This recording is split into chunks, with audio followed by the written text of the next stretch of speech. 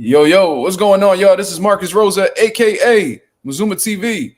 Back at y'all with some more boxing talk, man. Oh, my God. We got some things that we need to discuss that just went on in the boxing world, man. And I'm looking forward to talking about this with y'all, man. Shout out to everybody that's going to be coming into the building. As soon as y'all come in, if y'all could please hit the like button, that'd be very much appreciated. You see what I'm saying? We on the road to 4K. We well into the 3,200 mark. About to hit that 3,300 mark in due time. Shout out to the nation and the mob for making this possible. Well, I'll be damned. I try to tell y'all niggas, man, what I went. 1, 2, 3. I went 4-0 today. And I went 2-0 yesterday, man. I got the ball rolling out this motherfucker. I should have put a bet. God damn, man. Shout out to everybody that's in the building. My boy Bad Boom Balloon. He said, where you at, brother? I'm right here. So what's going on, brothers? Initially, I was going to do a live fight commentary. However, my son, he was still awake. I didn't know the fight was going to start this early, so I just settled for the post-fight reaction. Plus, that's when most of y'all are going to be in here anyway because y'all not watching the fights no more. You see what I mean? Shout out to the boy Tesla Marley King. What's going on, brother?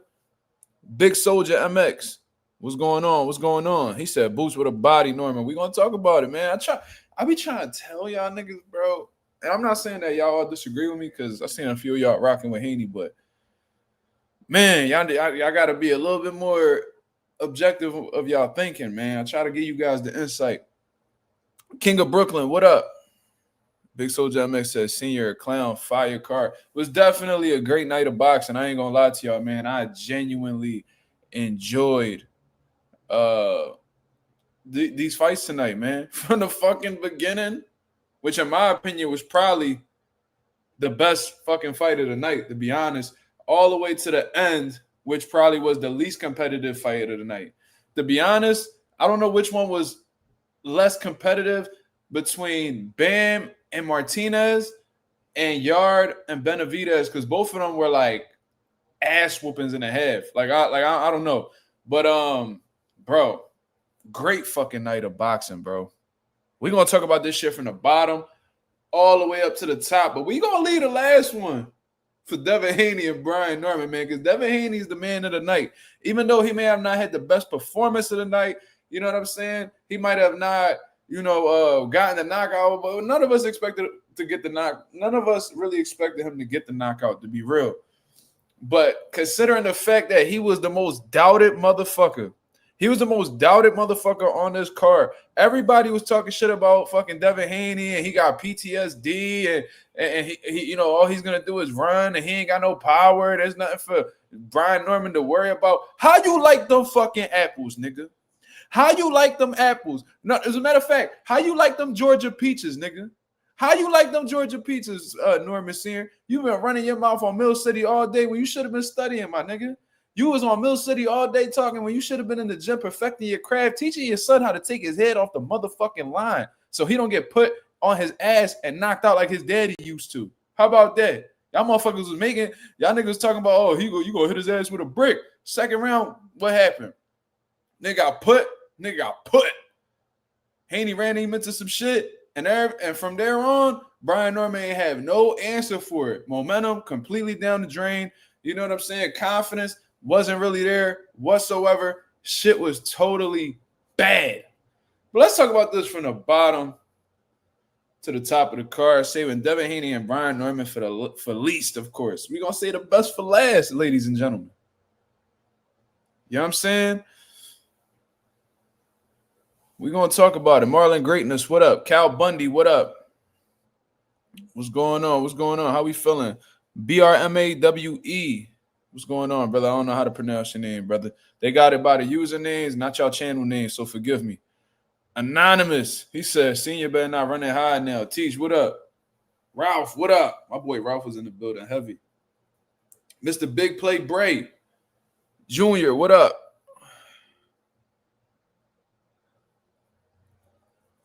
Yeah, Ghost, that's exactly what happened.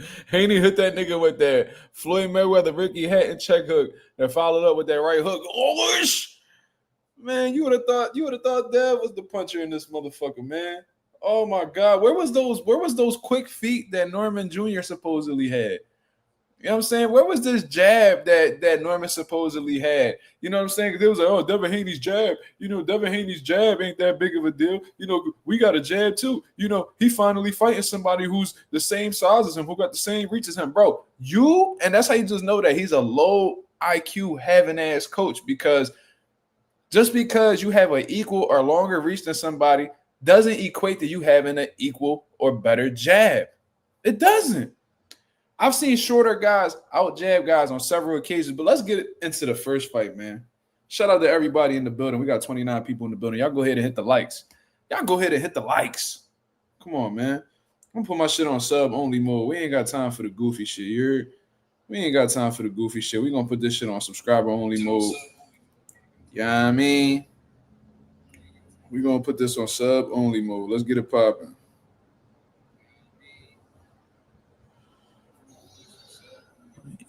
What's going on? What's going on? Fast Life, what up? Yeah, bro. All Brian Norman Jr. Y'all trying to get me to talk about Brian Norman right away, but we gonna say this because I'm gonna break down every fight how I saw it, and y'all let me know what y'all seen. Let's talk about the best fight of the night, in my opinion. Let's talk about Abdullah Mason versus Sam motherfucking Noakes. Phenomenal fight. One of the contenders of the year for fight of the year. That's a strong contender of fight of the year, bro. Sam Noakes showed durability that's out of this world. And in all honesty, maybe the last time that he showed that type of durability, he took a lot of punishment tonight, yo. A lot of punishment tonight. There was shots that Sam Noakes was getting hit with by Abdullah Mason that I don't know how the fuck he didn't take a knee. I don't know how he refused. Like, that mental fortitude that boy Sam Noakes got is second to none. That dude is a motherfucking warrior. You know what I mean? He came in, you could tell he was in shape like a motherfucker, was big as hell, back all big, shoulders all wide. And you could tell he was heavy-handed as fuck. And this fight right here, it was a great fight, man. But I did feel like, in my personal opinion, Abdullah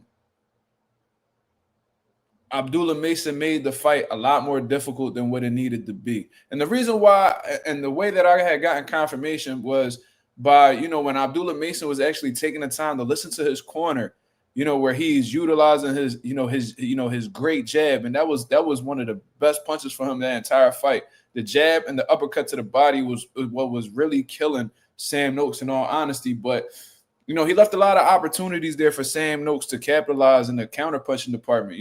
Sam Noakes did a great job with countering to the body. You know what I mean? He even countered with some shots up top. And I ain't going to lie, I seen Abdullah Mason get hurt a couple times. I seen him get hurt to the body. You know what I'm saying? And it was really to the body that was really bothering Abdullah Mason, to be honest. But he had a great poker face. He was in great shape, so he was able to endure that type of punishment. But you know what I'm saying? Abdullah Mason, he just sit in the pocket too long, man. And we was talking about this yesterday when I had Slime on the channel. I was saying how Abdullah Mason got to box a smart, disciplined fight. And as long as he's able to keep Sam Noakes behind the jab, Sam Noakes will be hopeless.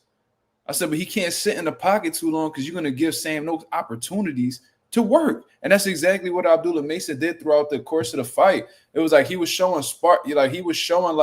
like sparks of brilliance in terms of like hitting and not getting hit, but then he'll lose focus. He's sitting in the pocket way too long. Sam Noakes hits him with a shot, and Abdullah Mason showed that he had a sturdy chin, right? But just because you have a sturdy chin don't mean that you need to let the world see that. You don't need to let the world see that. As long as you know it, and as long as you got it in the tuck in case of emergencies, that's all that matters. But you don't need to sit there and take punishments. Abdullah, you're the youngest active champion amongst men in boxing right now. It's too early to be taking this type of them type of punches this early on in your career. Just my personal opinion. You know what I mean? And when I was seeing Abdullah Mason, boxing, and he was turning Sam Noakes. Sam Noakes was absolutely neutralized. He was helpless. He was extremely vulnerable in there. But like I said, Abdullah Mason, he liked to go for the kill. He said he got the appetite for smoke. Obviously, he does because, he really wasn't running from it. And he took some punches as a result of that. So, yeah, a little bit of bumps, a little bit of bruises. But Abdullah Mason showed great conditioning because he got hit with some hellacious body shots. He was getting hit with some solid shots up top, too, throughout the course of the fight. And he never looked discouraged. He never looked like he was about to be out of there. None of that. He showed great punch placement to the body. Great counters up top. Punching power was superb. It was definitely there. The timing was there. It was a great overall performance from Abdullah Mason. The only thing is he got to go back at camp. He got a little bit more maturing to do in the IQ department, man. You know what I'm saying? Just he needs to he needs to, change up his principles, in my opinion, in terms of hitting and not getting hit. Really making that your core foundation. You know what I'm saying? Because like I said, you're too young in your career to be taking this type of punishment. You know what I mean? Maybe you just felt like you needed to show out because it was your first world title fight. All right, you got that out the system. Now it's time to use what God gave you, which is a sound mind, great physical abilities, and great killer instinct. And those three all in one can make anybody a dangerous motherfucker. Abdullah, you are a dangerous motherfucker, man. You are truly different, brother. You are truly different, and I would love to see you grow in the sport, but not at the cost. But at the same time, taking those type of blows, taking them type of punches, could really hinder you from being as great as you could possibly be. You know what I'm saying? From now on, you know what I mean? I've seen people talking about how because he got dropped by that dude with the weird haircut that Sam Noakes going to put him out. Man, Abdullah Mason showed you that he could dish it out and pause. He could take it as well. You feel what I mean? Pause, super pause. Y'all get what I mean. All pause, all jokes and pause shit aside. That dude, Abdullah Mason, is really like that. You know what I'm saying? Like he's really like that. That dude is a motherfucking dog, cuz. And I love Sam Noakes was definitely sturdy. I would love to see him back. He got a new fan in me. You know what I mean? To me, he did what he could with what he had, and he endured some shit, man. Yo, Sam Noakes walked through fire tonight, y'all. That man walked through fire tonight. A lot of motherfuckers that Abdullah would have hit. A lot of dudes with them shots, they wouldn't have stood up to that. They would have took knees. They would have found a way out. Sam Noakes was okay with taking those chances and taking that punishment in hopes of winning that world title. So you got to respect him. He a champ in his own right. So salute to, Sam Noakes. I'm looking forward to seeing him come back. Frank Warren got a good fighter with him. You know what I mean? I think in all honesty, if he gets his shit together, he could be above a domestic level fighter out there in the UK. You know what I mean? I think he could be a sturdy dude at 135. You know what I'm saying? Shout out to Sam, shout out to Abdullah Mason, the new WBO lightweight champion of the world, man. He did Top Rank proud. He did Cleveland, Ohio proud. Shout out to my Ohio brothers, my boy Jay Cash. You know what I mean? There's a few other people on here that's from Ohio and shit like that, man. Y'all got a champion over there. Y'all got a motherfucking diamond coming out of Cleveland, man. Absolutely phenomenal. He showcased a great jab, good speed, good power, good timing, good counter punching. That goes hand in hand. But the accuracy was, especially to the body, man. Abdullah Mason was ripping those shots on the inside. He had such great technique. So I don't know exactly what his punching power is like, but I tell you what, his technique just makes his punching power a lot more dangerous, man. And when you had the speed, the punching power with that accuracy, so you got the speed for the people that can't see your punches, you have the power to really get a motherfucker's attention in the ring and possibly put them out. But then you also have the accuracy as to where you know exactly where to place the shots to really do a motherfucker dirty. And Abdullah Mason has those qualities, man. He's one of the most well-rounded dudes in the sport, in my opinion. And this was his coming out party, and I'm glad that I got to witness him put on this phenomenal performance, man. So shout out to Sam Noakes. Shout out to Abdullah Mason. You know what I mean? People talking about they want to see a rematch.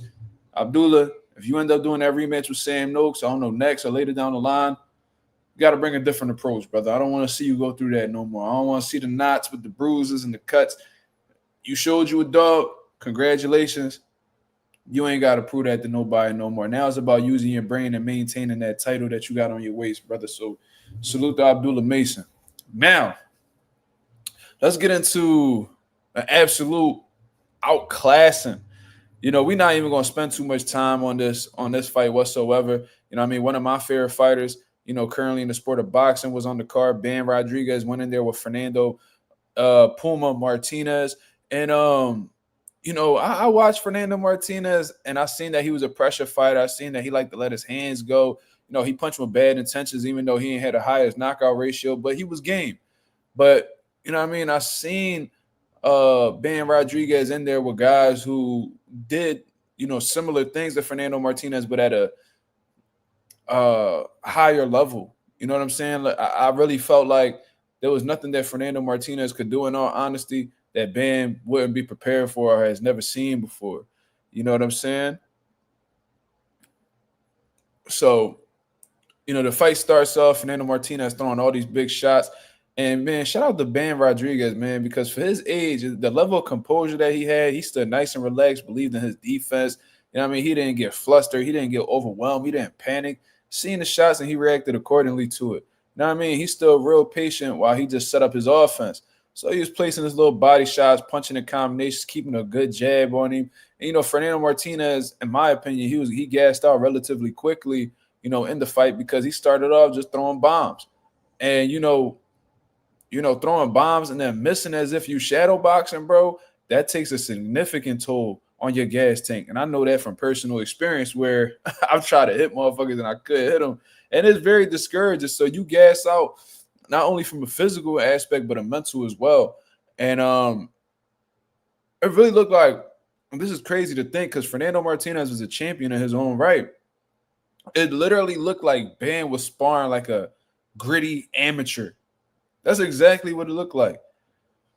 You know what I mean? And you know, Fernando Martinez, he was game. He did what he needed. He did everything he could to try to shift the momentum. But Ben was in complete control the whole time. Like I say, he played some good body shots. I seen him hurt Fernando Martinez to the body. You know, he was catching him with some clean counters. And I forgot what round it was exactly, so y'all could correct me in the comments. But it was a beautiful slip counter with the left hand from Ben Rodriguez. Fernando didn't see it whatsoever. He got a little bit greedy, you know what I mean? Pretty much ran into the left hand. That's what made it more devastating, in my opinion. And in my eyes, I could be wrong. I felt like Fernando could have gotten up, but I think he used that as a way to get up out that motherfucking ring. You know what I'm saying? Smoochie said, yo, I'm awake today. You better be. I hope you seen what I saw. And I seen Bella Faith in the building. I know Bella Faith was somewhere clutching her pearls. She couldn't believe what was going on. When she seen Norman go down, she was like, I already know. That's how my girl be when she be surprised like this. Look. That's how you go like this. You do that. I already know. Bella Faith was somewhere clutching her pearls like, not my Norman. Yes, you're Norman, baby. It's all right. Yeah, I mean, can I get something to drink, babe? Give me like a Capri Sun or something. But yeah, man, we're not gonna talk too much about the Ben Rodriguez and Fernando Martinez fight, but congratulations to Ben. You got 3 major belts, along with the Ring Magazine, of course. At 115 pounds, you got 1 more left, brother. Let's go ahead and get that early 2026 so you can be undisputed. Then move up and do your thing at 118. You know what I'm saying? Shout out to my boy Ben Rodriguez, man. One of the coolest dudes that I met in the boxing world. One of my favorite fighters. If y'all don't know, it's the 3 Bs, Bam, Benavidez, Boots. You feel what I mean? And shit, I ain't gonna lie, man. Yeah, I mean, not to segue into Devin Haney just yet, but I think Devin Haney's starting to crack that list for me, man. And I'm gonna get into that later on during the live. So let's go on to the next one. Thank you, man. Me? Oh, okay, I had spilled it. My boy Slime in the building. What up? And I'm gonna open the live up for the people to come through and talk their shit too. This nigga said Cal Bundy said New Norman was a glass chinian. Oh wow, y'all niggas is frying in the chat. Cal Bundy wilding. A glass chinian? That's the first time I heard that. That's fucking hilarious. Which fight we talking about next? We got to talk about. Wait, which one is it? So it was Abdullah. It was Abdullah, Bam. Then I think it was Brian Norman and Dev. And then it was David Benavidez and Yarde. So let's talk about David Benavidez and Yarde. Let's talk about Benavidez and Yarde. Shout out to Bella Faith. You see what Bella Faith doing right here? She here She's supporting the channel how she always does. She didn't go hiding, none of that. She got more man in her than a lot of you niggas that be in these channels. A lot of channels is really quiet right now. It's a lot of channels that's really quiet right now. They don't know what to say. And I already know what's gonna happen. Shout out to ATL, by the way. Shout out to Decatur. You know what I mean? The Normans. Shout out to Brian Norman Jr. for taking the opportunity, taking the chance, being that young, and really, in all honesty, not having to fight Devin Haney, but still, taking the chance. You know what I mean? Chances make champions in my eyes. So, you know what I mean? I appreciate the brother for taking the chance. And he'd be back. He'd be champion again. At 147, he'd be champion again. Trust me. Well, with the climate of 147 right now, there's a lot of people right now, especially champions that Brian Norman could beat at this moment. Devin Haney just had more of the tools. He just had more tools. He had more experience. That played a part, y'all. I'm telling y'all, that played a part. Y'all act like experience don't mean nothing. Y'all motherfuckers think power is everything when power is just a small it could have a significant impact, but at a high level, it could be one of the smallest things to be concerned about. You know what I mean? Because if power was like the biggest aspect, Floyd would have lost to like 95% of the niggas that he fought. All he did was fight bigger niggas who punch harder than him. He would have lost to Cotto. He'd have lost to Mike Donna. He'd have lost to Mosley. He'd have lost to Pacquiao. He would have lost to, like, power isn't the biggest attribute, man. So motherfuckers got to really erase that from their mind frame. You feel me? When they analyzing these fights. But anyways, let's talk about David Benavidez and Anthony Yarde, man. David Benavidez, I told y'all from the very beginning that Anthony Yarde ain't really have nothing for David Benavidez to be worried about. That's something that I came on the channel saying. I said that Anthony Yarde's a big puncher, but he's only, he only seems to be, dangerous when he's walking somebody down. I didn't see him walking David Benavidez down at any point throughout the fight. And it turned out to be exactly what it was. It turned out to be exactly what I was thinking. I seen Anthony Yarde being on the back foot. I see him doing, having a hard time dealing with that. I thought he was going to have trouble with David Benavidez's pressure. I'm seeing Anthony Yarde take deep breaths by the third, fourth round. I'm like, oh shit, there he go. And David Benavidez started to see that, you know what I mean, with the killer instinct that he has. One of the best finishers in the game, in my opinion. Not number one or anything like that, but in my opinion, one of the best finishers in boxing, one of the biggest dogs in boxing. He was able to pick up on that with his experience. You know what I mean? A young vet, David Benavidez is. Started putting the pressure on him. Started letting his hands go more. He started taking more chances. Anthony Yarde's face started to swell up real bad. I kind of saw what Anthony Yarde was trying to go with, with this fight. But I ain't gonna lie, he kind of went out like Erickson Lubin. You know what I mean? Like where, they talking like, this, they gonna do this, they gonna do that, but then, they sitting on the ropes against guys who thrive with their opponents being against the ropes. Combination punchers, volume, power punching guys. You sit on the ropes against, and you just trying to get some counters to shoot in between to try to disrupt their offense. And it's like, bro, that's the wrong approach, man. It's the wrong approach. And I said Anthony Yarde has some negative qualities, and one of them happens to be his conditioning. His conditioning is super ass. I don't know what his road work is like. I don't know what his sparring is like. I don't know what his sprint work is like.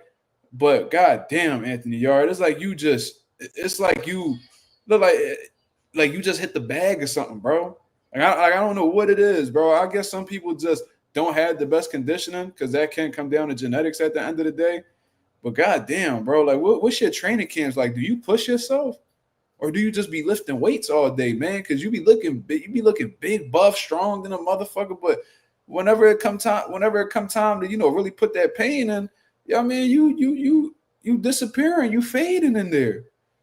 David Benavidez was ripping body shots, and I'm sure that's something Anthony Yarde not accustomed to, going through. He getting hit with some shots up top. I seen Anthony Yarde breaking down. You know what I mean? Just sitting on those ropes, just looking for a big opportunity. And I ain't gonna lie, in that 6th round, Anthony Yarde surprised David Benavidez with a right hand. And in my opinion, I'm not gonna say that David Benavidez was hurt, but it definitely got his attention because his whole body language switched up.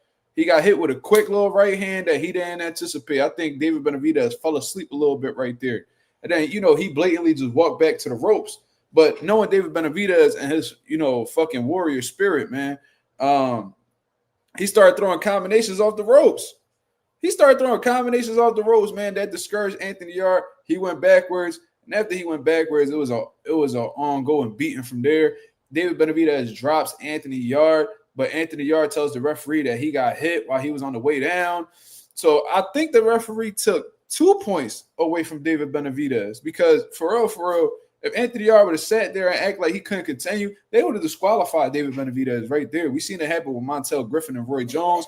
We seen it happen with Jose Uzcategui and Andre Durrell. Like, these things do happen. But Anthony Yarde, being the warrior that he is, I guess not really in the most sound state of mind or just not looking for an easy way out. You know, he gets up, he continues. David Benavidez continues to beat on him, letting off combinations.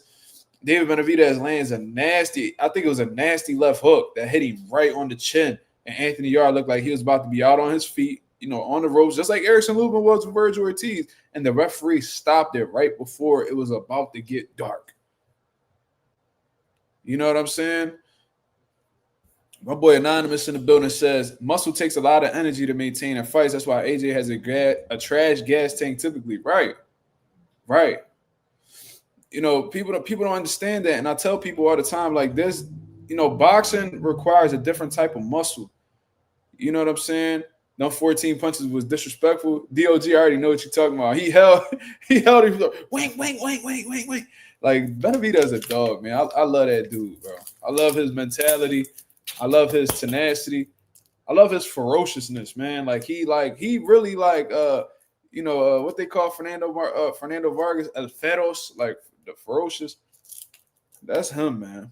Shout out to my Mexicans. I love y'all mentalities, man. Even though somehow, some way, people say that I hate Mexican fighters. I don't know how. 2 out of the 3 of my favorite fighters are Mexican. And Juan Manuel Marquez is one of my favorite fighters all time. But whatever, it is what it is. Benavidez, they stopped that fight right on time, man. Anthony Yarde, I don't know exactly what's next for Anthony Yarde, bro. Anthony Yarde just need to go sit down somewhere. You know what I mean? He could go team up with Tunde or something to start training fighters. You know, all that lions in the camp. Y'all niggas lying in y'all camp thinking that y'all actually doing something. There's no way that you've had multiple championship level fights and you gassing out that quick. Somebody lying to you in that camp, telling you that you work hard. Something just tells me that you don't work hard, brother. That's what I get. There's no way that you gassing out 6-7 rounds.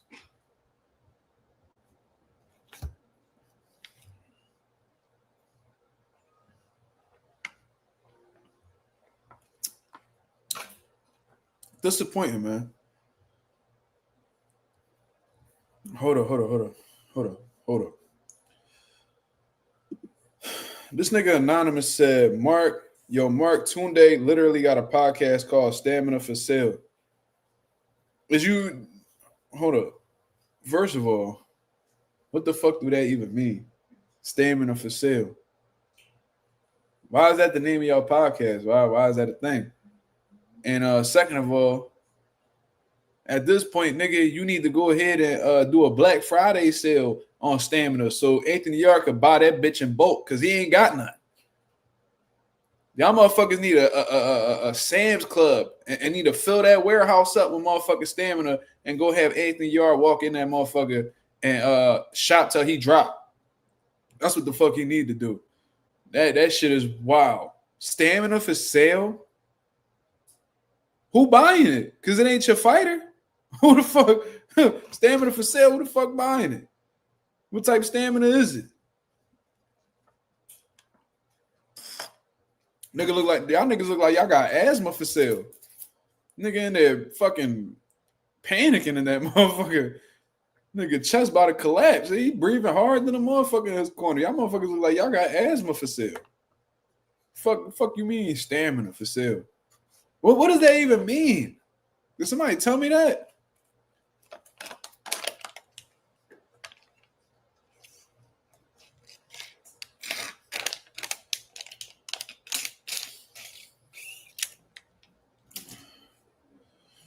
It's like, I don't know, man. Anthony Yarde and them, nigga in there wheezing like a motherfucking fax. Yo, babe, you got the asthma pump? Man, go get that shit for Anthony Yarde, babe. Who's Anthony Yarde? Some nigga that just can't seem to get his lungs right. We need to go ahead. Anthony Yarde, let me teach you something, brother. Because I'm a former asthmatic. You know what I'm saying? For those of y'all who don't know, I was a fat nigga like Benavidez. And I'm going to just say this. Bullying works. But the type of pain that nigga Benavidez brings in the ring, all that bullying he endured growing up, he taking it out on these niggas. And he making millions of dollars because of it. So if niggas say bullying don't work, just show him a picture of Benavidez, man. But let me show Anthony Yarde something. And this is me just passing game down to a brother that, seems to have asthma. Let's go ahead and check this shit out.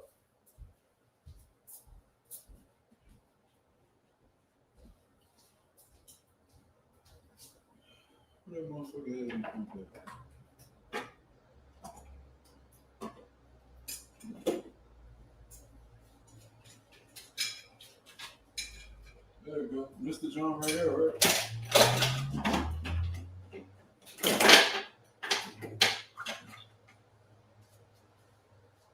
Yeah. See, so you need this is what you need right here. You need this shit to go directly into your lungs, brother. So we gonna go ahead and hold on, we gonna figure this shit out. This nigga need this right here. Fuck all the other shit, nigga. Ain't no way. You need the John to go directly to your lungs, brother. This shit right here, I remember this when I was a young boy. You need to go ahead and put that bitch on in that corner, right here. You need to count the 3, nigga.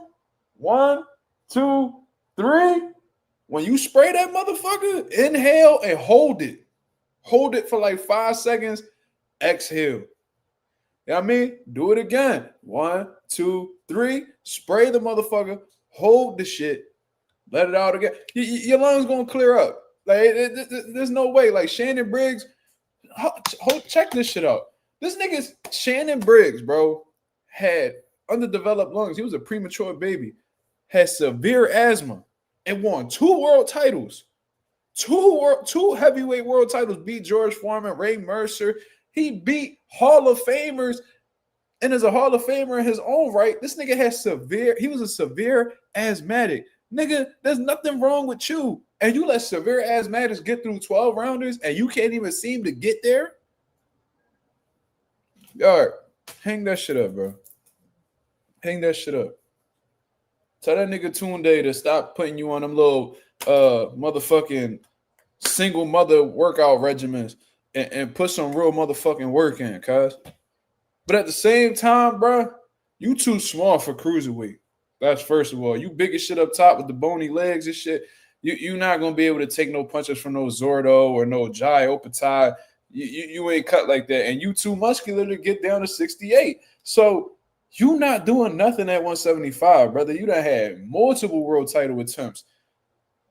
Kovalev, fucking Better Beef, and now David Benavidez. You done shot for 3 world titles and you have the same problem every time. On some real shit, you should have learned to have fixed that after the Sergey Kovalev fight when the nigga tapped you with a jab and you just fell out of exhaustion. You should have known that your conditioning fucking sucked and you need to bring your big ass back in the gym and cut some of that muscle off. You can't tell me that that's just genetics and that's just how the way you built. No. You be pumped like you really be bench pressing and shit.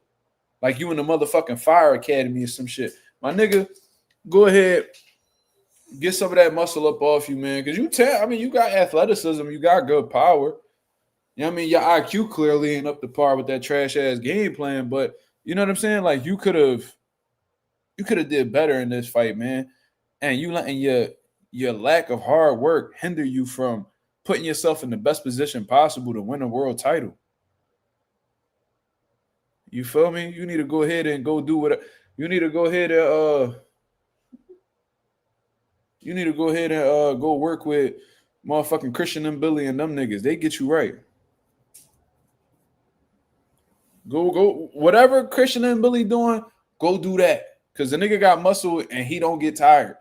You need to go do what the fuck Christian and Billy doing. Go take your ass to Canada or some shit, nigga. Go get you some, you know what I mean? Toronto, wherever the fuck Christian and Billy be training at, and go put that work in, cuz you need it. You need it. But yeah, man, congratulations to David Benavidez, man. I'm looking forward to seeing what he does next. You know, I think he said Callum Smith is gonna be next. If that's the case, fuck it. It is what it is. I'll definitely watch that too. And man, he's getting closer and closer to an opportunity at Better Beaver Bivol. You know what I mean? Bivol, you know, Better Be. I think those are winnable fights for David. And I know everybody gonna call me crazy for that. I think Benavidez could really beat Bivol, man. I really think he can. Better Be, he only getting older. He only getting older. The longer they wait, the longer that Better Beef sit around, he gonna wake up and just be old one of these fights. Somebody gonna get rid of Better Beef. I'm telling you. Better Beef getting older. You know, his power, you know, all that shit. His reflexes gonna slow down. His defense he gonna start getting punched on. I'm telling you. And when you get older, your stamina not how it used to be.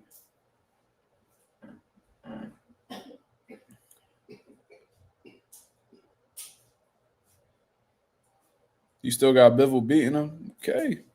Bivol ain't never had a motherfucker in the ring with him who had hand speed, combinations, pressure, and volume. You know what I mean? Like motherfuckers like Better Beef, they punch significantly harder than David Benavidez, but it's a different monster when you got somebody who lets they fucking hands go, puts pressure, and rips to the head and the body relentlessly. You know what I mean? So he might not punch as hard as Better Beef, but he's throwing a lot more. He's a lot faster, and his pressure is a lot more to deal with. We're gonna when Bivol and Benavidez gets made, we're gonna revisit this. We're gonna revisit this for sure. We definitely gonna revisit this. Cause I'm going all in with Benavidez, bro.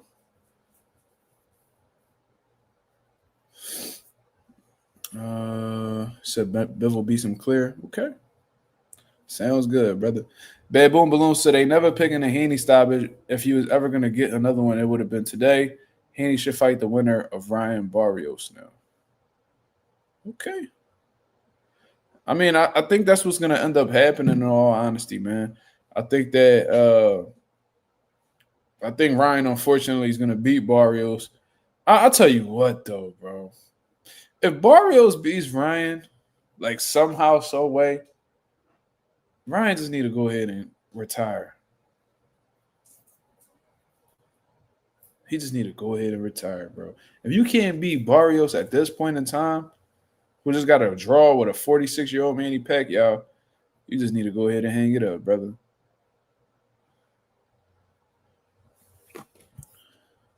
In the Ben Bad Boom facts. I think that's R3. He says thoughts on David taking that Cinco de Mayo date. Smart move? Absolutely. Absolutely, man. Listen, Canelo's on his way out the door. You know what I mean? He's on his way out the door. You know what I mean? So we need that next Mexican star that's going to take them dates. You know what I mean? We need to see more Cinco de Mayo weekend fights. We need to see them Mexican Independence Week fights. You know what I'm saying? And I think Canelo Alvarez's best days are behind him.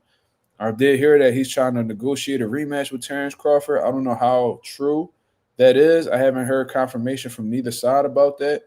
But you know, Canelo, he ain't got much left, man. You know, he'll be hanging the gloves up before we know it.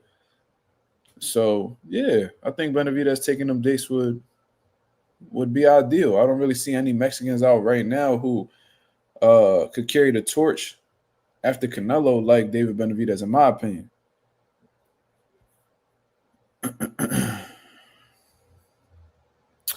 Bad Boom said, who you think Triple G gonna fight for his last dance? Shit, he probably fight Canelo again. He ain't gonna fight nobody significant. You know what I mean? Who the hell Triple G gonna come back and fight off of that long ass layoff? And I heard that he's the president for like the world, like an amateur, like world amateur boxing or some shit like that. Like that's what I heard. But I don't know. I don't even know if Triple G comes back. But if he does come back, who is there for him to fight?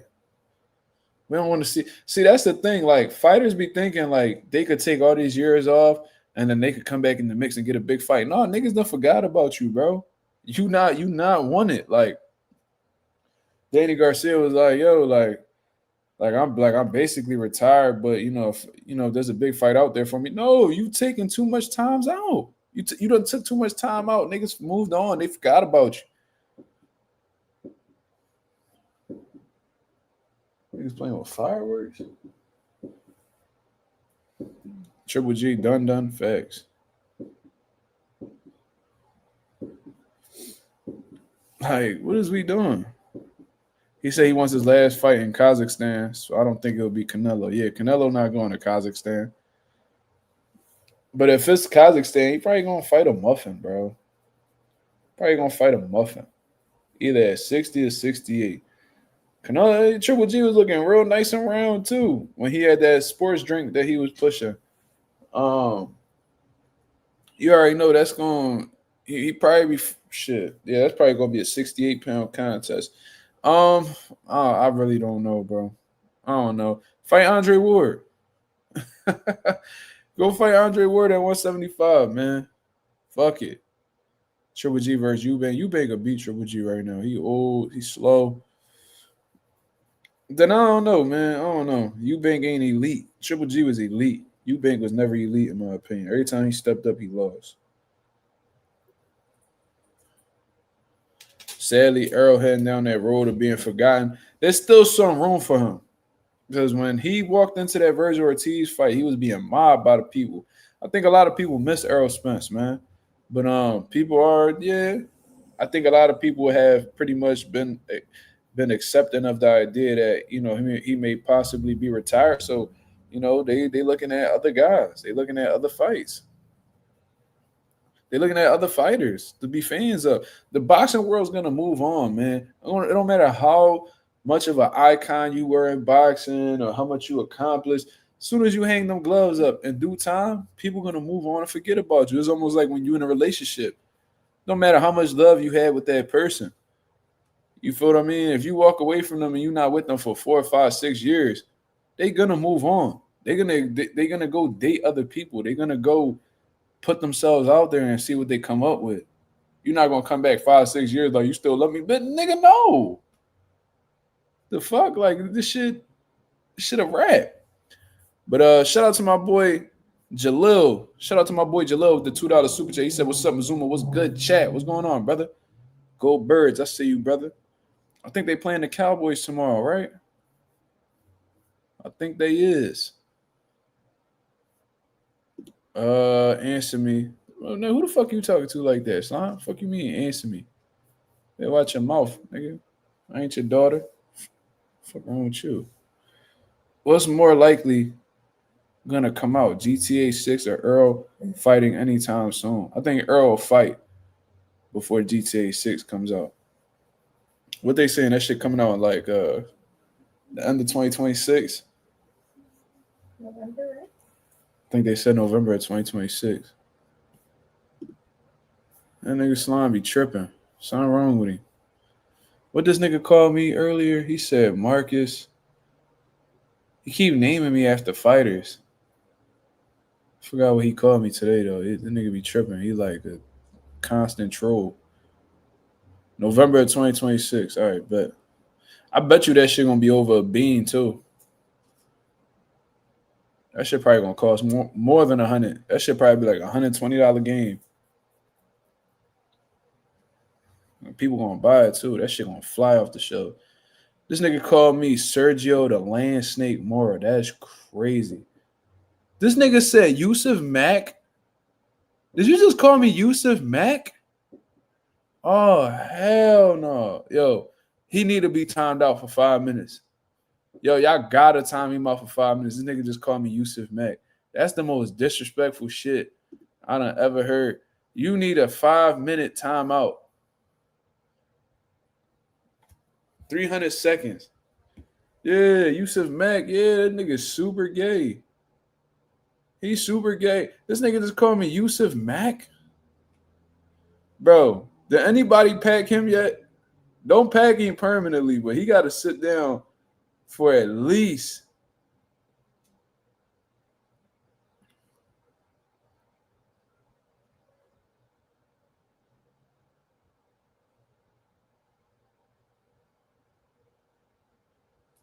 No, it wasn't Slime that said it. This nigga Jay Remy called me. Oh yeah, I got time. That's a 5-minute timeout. Come back a better nigga. This nigga called me Yusuf Mack. Who's that? Yusuf Mack was a professional boxer. I think he was from Philly too. That's the funny part. Was Yusuf Mack from Philly? He was a pro boxer. He got caught up with like this scandal for I think he had did like non-heterosexual corn. You get it? Mm-hmm. I can't say it because they take my video down. Non-heterosexual corn. He got caught? It got released to the people. Oh. Yeah. Nigga was on some P. Diddy. Take that. You know, somebody ran up on him at the barbershop and was talking crazy to him. He knocked him out. See, just because he may like Beepy, don't mean that he can't fight. People be forgetting that. Just because he like men don't mean he won't whoop your ass. There are non-heterosexual people that could fight. Just saying. Yeah, Lorenzo, that's what I was talking about. He put somebody on World Star shit. He knocked out next to the to the hair pile. You know how like when niggas be sweeping at the barbershop, they got like a pile of hair. Bull sleep right next to the pile of hair and shit. Right next to the clippers. But no. He said, look at what? What you talking about, Bella? But no, I think it's about that time. To talk about this Devin Haney, Brian Norman situation, man. Man, where we starting at, man? Lorenzo said the hair went back on dude head. Yeah. Oh shit, he said link. Oh shit, Jamil asked me for a link too. Let me go. I don't know if you still on here, brother. My apologies. Haney is him. We gotta start having these conversations, man. Because my boy Jamil Wyatt son wanted to speak on this situation, and you already know how he feel about Norman Sr.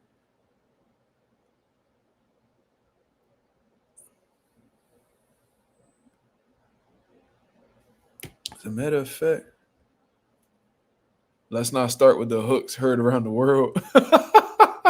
Bella, we gonna talk about it. But we fuck with you, Bella. Don't ever feel like we taking shots at you and none of that, because you kept it real, you kept it respectful, and you ain't running from no criticism, man. Oh, look at this nigga. I'm taking my braids out. Don't judge me. Taking out your braids like a bad bitch. Bye. Bad John. Who's this? This is Brian Norman Sr. What's going on?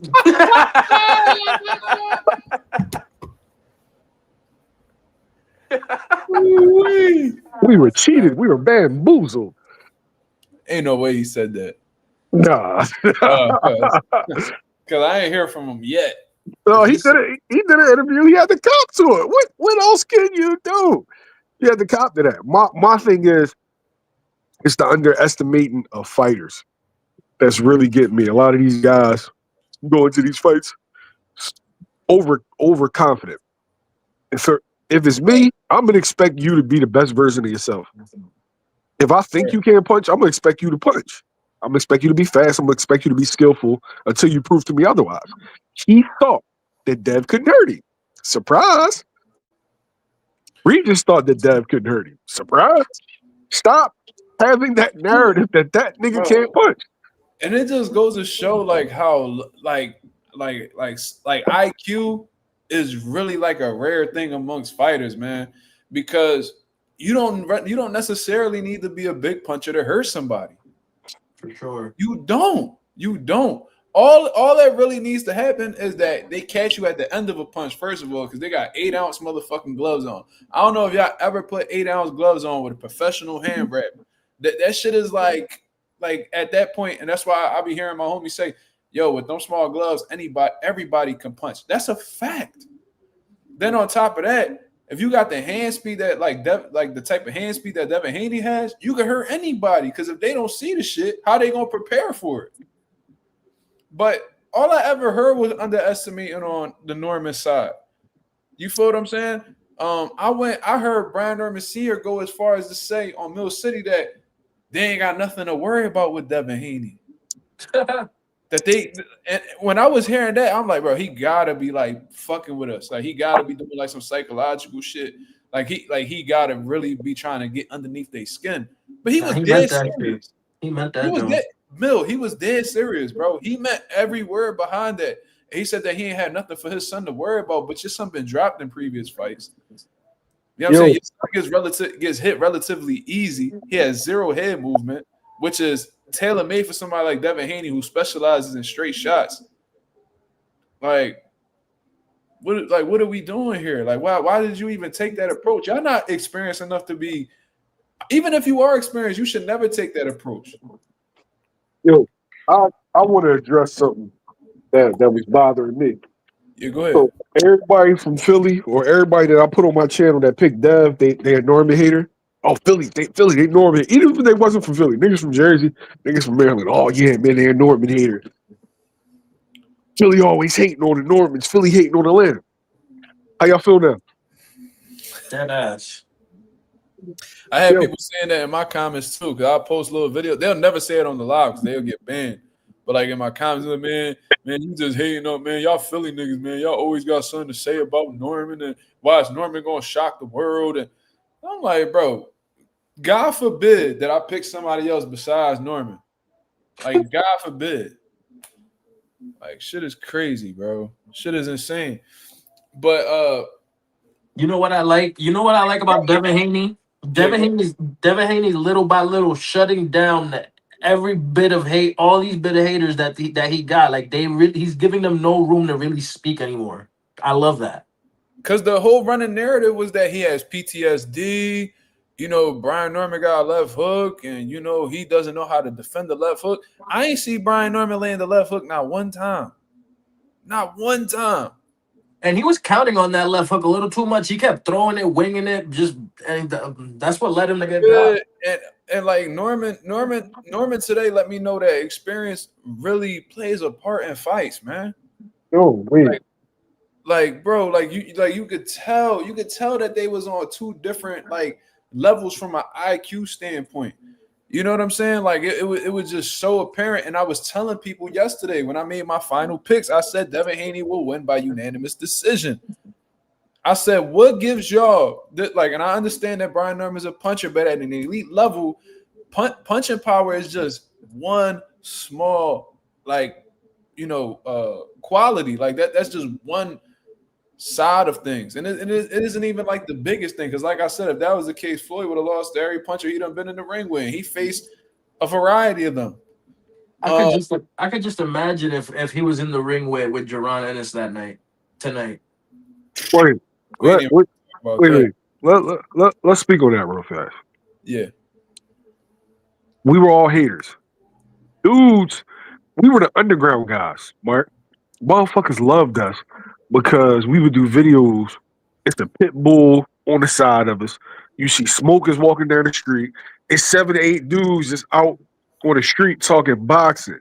It was this real authenticity that my channel had. And slowly but surely, you start to get a trickle in of bulls starting to hate on us. It's because seniors going around saying, Philly this, Philly that, they all against my son. What happened, happened. In that gym, the reason why certain people was picking Haney is because they saw flaws and weaknesses in Brian Norman Jr.'s boxing. It had nothing to do with how people feel about the father. They know what they saw. And There's a reason of why you fight at Devin Haney and not at Gerard. It is because he got hurt by Dev. Yes. And I think Dev's a stronger fighter at 47. He got dropped and almost stopped in that second round. I think I woke up the entire telly on that. But That he still has a career. He went for the kill too. Yeah.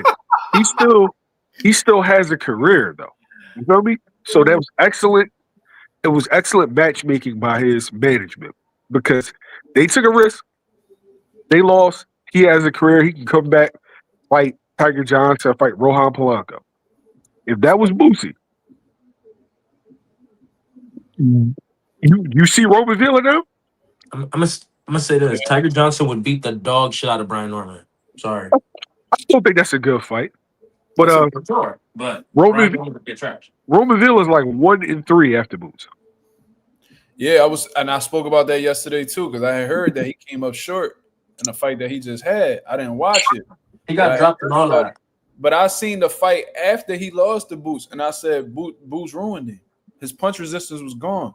The whole mentality that he had in the Rashidi Ellis fight, and the mentality he had in that one fight, it's like he didn't even want to beat her. Like his body couldn't keep up with the punishment, man. Like Vila really he left all whatever fight he had left, like all the fight that he had in him, he lost it all in that one night with Jaron Ennis. Jaron literally ruined him.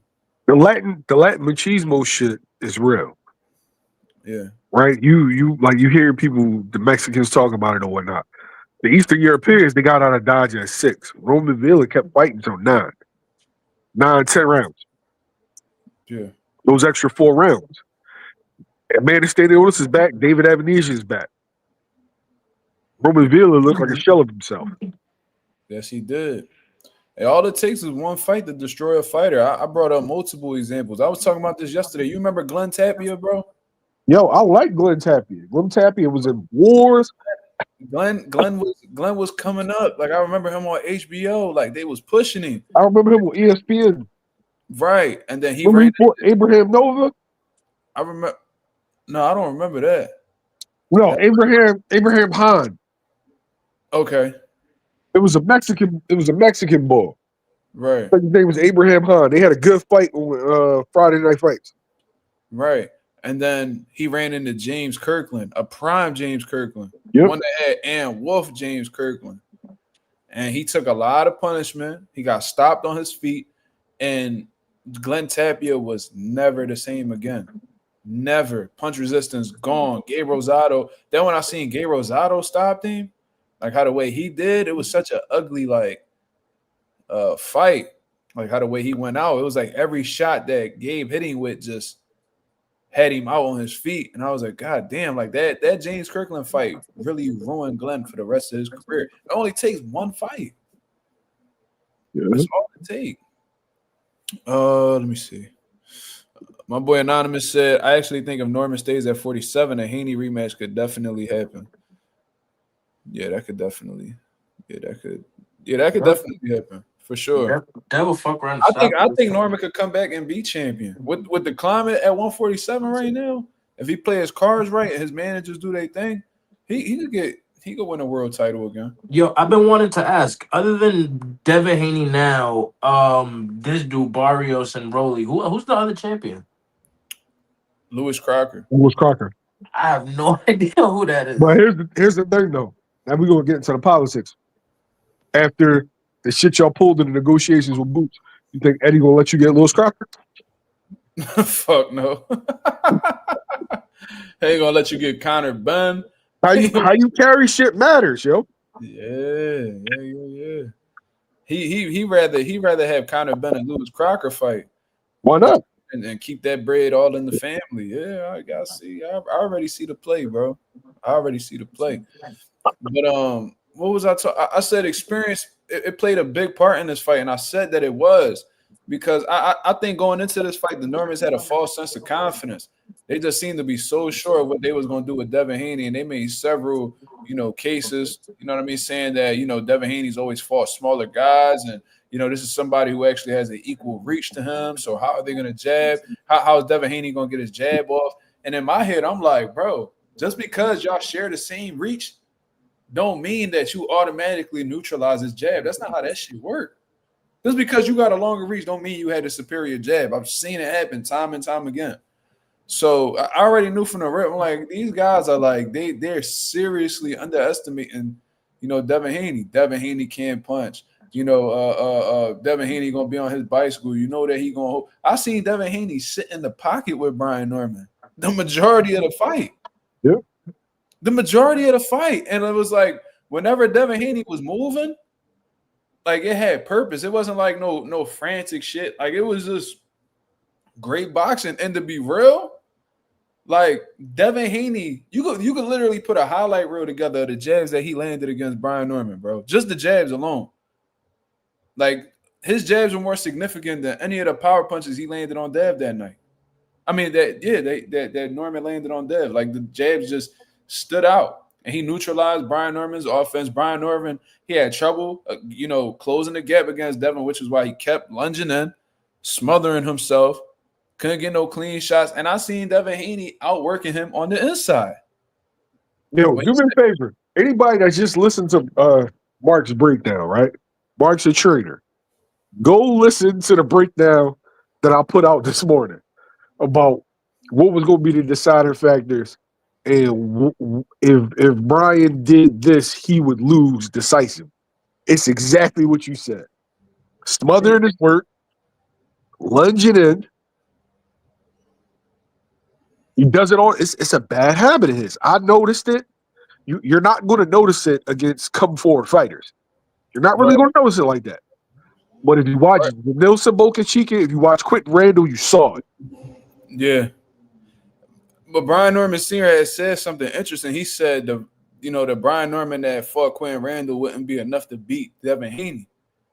So I'm like, okay, at least he's aware of like the flaws, but they didn't look like they worked on it at all. It didn't look like they worked on it whatsoever, man. And I posed a question to the people in the chat yesterday. I said, what gives y'all the reassurance that Brian Norman has improved since the Quentin Randall fight? Because he hasn't fought a style anything like that since the Quentin Randall fight. They go by they're watching the performances. Right. You're thinking with a coach's brain. They're thinking with a fan's mindset. They're excited. They saw him knock somebody's memory loose. Right. My fault. I got a phone call. Sorry. He knocked somebody's memory loose, and everybody think Dev ain't got a chin. So, he gonna knock Dev out. Yo, I was gonna say before I got called and shit. They walked into this fight thinking that Devin was like Jin Sasaki or something. They really did, and they thought that Devin Haney was gonna be easy to find like Jin Sasaki. Totally different fighters. And all Brian Norman fought since the Quentin Randall fight was guys that were not hard to find. Yep. You know what I mean? No type of athleticism, come forward, you know what I mean? And just dare to be hit. So yeah, Brian Norman gonna thrive with them type of styles in front of me. But none of those styles equated to a Devin Haney, not even a Quentin Randall. So you had trouble, and you beat Quentin Randall. You did what you had to do. But this is a totally different level. You know what I mean? We talking about, it's a better athlete than Quentin Randall, in my opinion, faster. You know what I mean? Just all around the board, just at a higher level and more experience at a higher level. So y'all keep talking about, oh yeah, Santilla was ranked, in this sanctioning body, and just Sasaki was ranked in this sanctioning body. Bro, that shit does not equate to them being elite level fighters. I'm sorry, neither one of them are world-class fighters. None of them. And they was gassed up from the very beginning. I don't know who put that shit in their head that they thought because they beat the Derek Cuevas and the fucking Jin Sasakis and the Giovanni Santillans, and that was going to equate to a great performance against Devin Haney. Totally different style. That was dumb enough for thinking that anyway. That was retarded. Let me see. Anonymous says Santillan and Sasaki were pretty much the same. It's just Santillan was bigger and was a southpaw. It's the same style, bro. Norman gonna thrive against that style all the time because he's a good counter puncher. He got good power, and he knows how to stay. He got a great level of composure, and he comes in great shape. You feel what I mean? So he always gonna have a chance against those type of styles. But I knew from the rip, Devin Haney's athleticism was gonna play a part. I knew his jab was gonna be on the money. His jab was gonna be on the money because Brian Norman never has shown me any type of upper body movement. No type of he stays on the center line. I seen Sasaki hit him. I seen just Sasaki hitting him with clean shots. This dude don't take his head off the line whatsoever. No head movement. And I was like, bro, if you stay on the center line against Devin Haney, he gonna pick you off with his straight shots all day. That's exactly what happened. I've literally given Devin Haney multiple rounds throughout that fight just because he was landing clean ass jabs on Norman, and Norman didn't have a response. Absolutely insane, bro. But a lot of that we saw. There's no matchmaking in the gym. Facts. You tend to work on weaknesses. You tend to put your fighters in there with guys that you wouldn't put them in an actual fight. And we got a chance to see him against certain styles. And then we noticed it. And when we spoke on it, it just didn't go along with whatever narrative that was currently being pushed. The reality is, Derek Cuevas, Jin Sasaki, Giovanni Santillan all come forward fighters that are easily available. What happens when you put certain dudes in there with guys that aren't available? You saw him against Quentin Randall. You saw him against Boca Chica. Boca Chica's not even a mover, but he's a mid to long range fighter. When you put him in there with guys that just wasn't going to come forward, just come forward blindly, this is what you got. For example, real quick, look how the tables turn. Look at this comment right here. Norman Chin is questionable. Yo, the whole lead up to the fight. Yo, Dev ain't got no chin. Now the whole thing is Norman ain't got no chin. Shit is crazy. But anyways, yeah, go ahead, Slum. Like I was saying, for example, take the Teofimo and Jermaine Ortiz fight, for example. You know what I'm saying? Like, if you're not there to be found, you're not gonna hit nothing, and you're just gonna frustrate yourself. Feel me? Yep. Yeah, man. But I think a lot of people, I know they'll never do it. You know what I mean? But I think a lot of people owe Devin Haney apologies, man. You know, the constant disrespect since the Ryan Garcia fight where he was clearly cheated. You know, talking about PTSD and, not believing in himself and him being so scared of Brian Norman because he asked for, additional testing. All the disrespect, taking him off the pound for pound list because he was cheated. I wonder if they're gonna put Devin Haney back on that pound for pound list now. They should. They should have never took him off in the first place. He fought a drug cheat. Bro, in 2024, they threw him under the bus, man. 2024, they threw that kid under the bus, and he fell victim to a drug cheat, bro. He came back in 2025. They shitted on him, said that he wasn't the same. Ryan Garcia ruined him. He moves up in weight against, arguably the best champion of the division, and outclasses him. And now it's crickets out here. Facts. So he needs to be put back on the pound for pound. He never left my pound for pound list, but these Ring Magazine pound for pound lists, the ESPN Ringside pound for pound list, all that bullshit. Yeah, I think Devin Haney needs to get back, within that top 10 for sure. This performance was better than the Regis Prograis performance. I don't know. I don't know about that. I'm saying that because of who it was. You feel me? Because who it is. Mark. You got to rival what he just said. Now, Regis wasn't number 2 guy in the division, but the Regis Joe was a flash knockdown. Tonight was not. No, he was hurt. He sat on that bitch. He's hurt. Also this. Regis was the number 2 guy, right? You said why son? Yeah. So boom. Mind you, this is arguably the most dangerous guy in the 147 division, and Devin Haney made it look easy. I do want to push back on that, though. I want to push back on what made him the most dangerous guy at 147. I think the lack of quality The lack of at 47. the lack of competition at 47. Boots left. Who else was there? Wait. Who's leaving the division? I know, but here's the thing, though.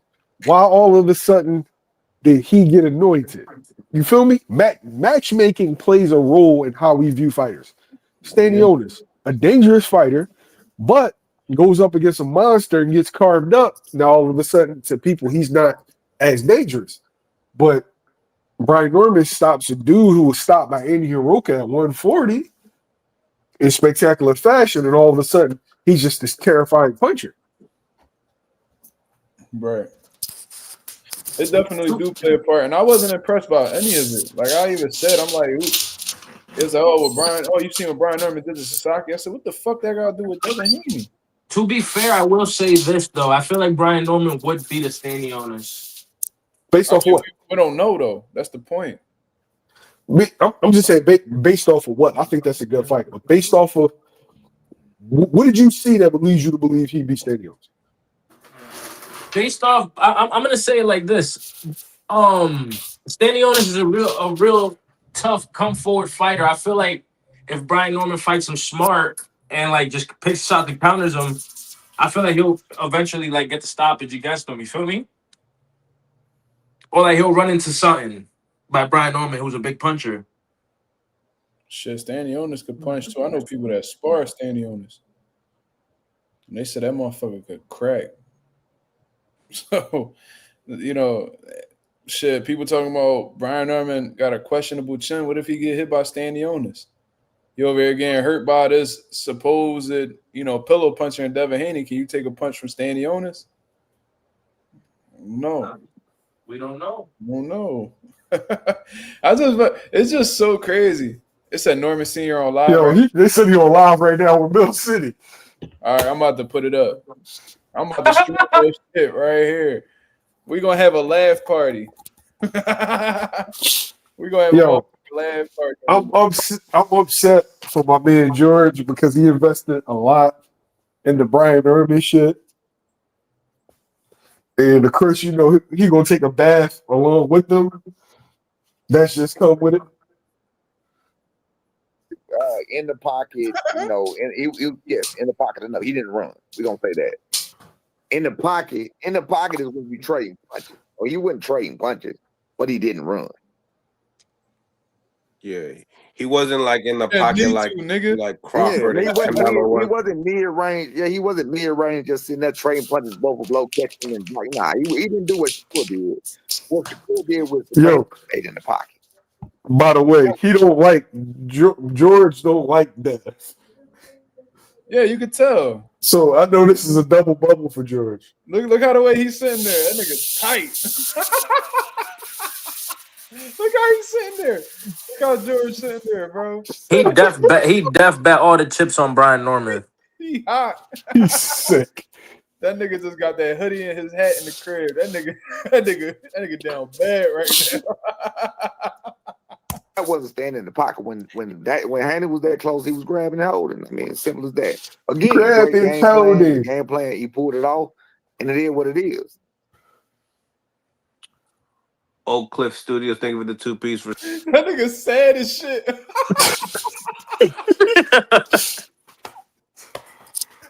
That nigga, I ain't never seen a nigga read a super chat sad.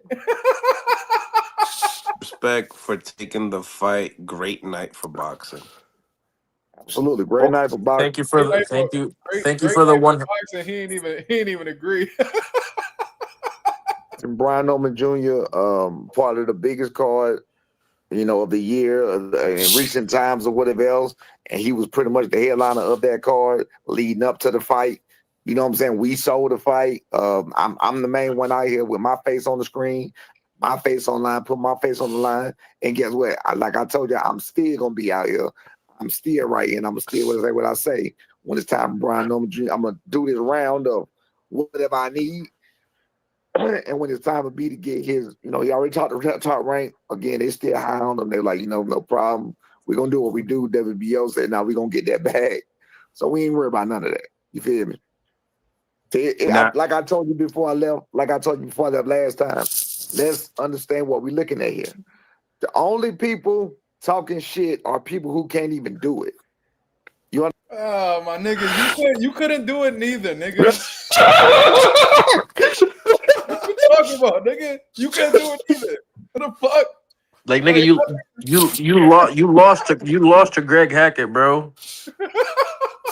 No, I really had Greg up too. That's the funny part. Maybe it's because I don't like seeing him. I had the draw, but dudes that don't like G now said, "Oh yeah, man, Brian Norman Jr., Brian Norman Sr. watch G." Based off of what? Shit. They barely landed anything. Touch him. He didn't even touch him. Shit. Nigga talk about niggas who can't do it. Niggas who can't do it neither. All right, so the one thing I'm gonna say is you gonna do all your interviews, them Joes don't hit the same now. Yeah, you know it and I know it. I know how this works. You talking shit is gonna fall on deaf ears. You talking shit about a certain fighter is gonna fall on deaf ears. Nobody believes you. If you get outboxed by Dev, you get murdered by other people. For sure. Murdered, literally. And the crazy thing is, Smiley, I seen it. I seen it with my own 2 eyes. And they played fucking Jedi mind trick on the internet telling me I didn't see what the fuck I saw. No, it's different.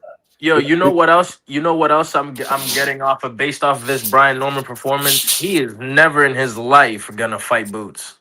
Ever. Them niggas gonna stay far away from him, boy.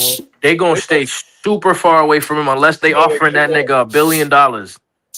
And they ain't, yo, I don't give a fuck what nobody say. That motherfucker Dev and Norman, like it wasn't that much of a difference in physical strength neither. It really wasn't. Like I seen like Norman like have some moments where he looked like he was stronger, but I seen Dev holding his own too. No, see, that was an optical illusion, brother. What do you mean? The only times Brian Norman looked stronger is when Devin took the rounds off. Are you playing? You wrapping a sandwich? Huh? It sound like tinfoil. Oh no. This nigga hungry as shit. Bro. That's some hungry shit, though. I ain't gonna lie to you. You wrapping a sandwich? It's like, damn, this nigga got the sandwiches all day? Nigga be in them corner stores, nigga. Drunk. Understand what I'm saying? People who can't do it, don't do it, none of that shit. You feel what I'm saying? You don't see people who in this shit that know what it takes and know what's going on and been through certain situations out here, you know what I'm saying, talking that kind of shit because they already know what it is. They respect the game. These motherfuckers here are couch coaches. They are couch fighters. You feel what I'm saying? They the ones that like, well, I'm not, nigga, and you ass. Fuck you talking about, nigga? Fuck you mean? I went 2-0 yesterday, nigga. Fuck you talking about? How about you? Stupid. see, I was right. I was right, and that's it. That's what these are. Now you on the list with Cambosos, Loma, and Regis. Norman. You ever see a nigga who angry, but they still try to smile their way through it?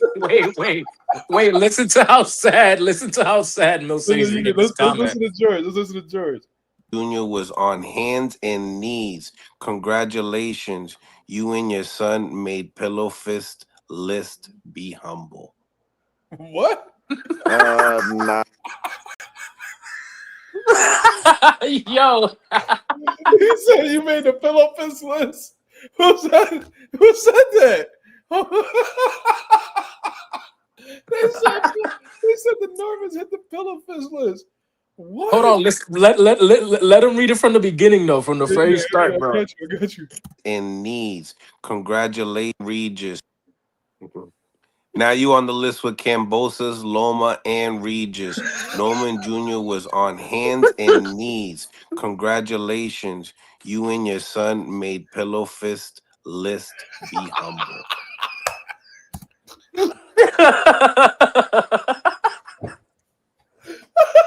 Look at Mill City face.